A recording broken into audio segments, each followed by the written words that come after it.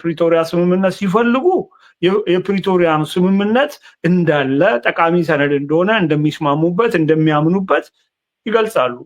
በሌላ በኩል ደግሞ የፕሪቶሪያውን ስምምነት ራሱን አንድ በአንድ እየቆጠሩ ከላይ እስከ ታች ድረስ ንደውት ጨርሰውታል።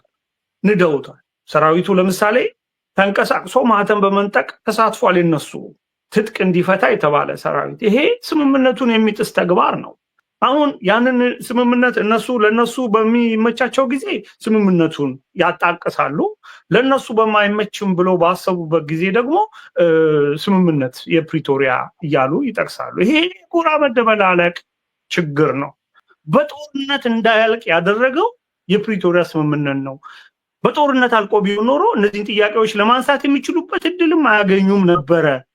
ምናልባትም በነ አክሱማውያን በነ ሳባውያን ዘመን የነበረው አይነት አጥፍቶ መጥፋት አይነት ነገር ውስጥ በተገባና ባለቀ ነበረ። ያ እንዳያልቅ ነው የተደረገው። ስለዚህ ያንን ነገር መቀበል፣ አብሮ ከፌደራል መንግስት ጋር ተባብሮ መስራት ያስፈልጋል።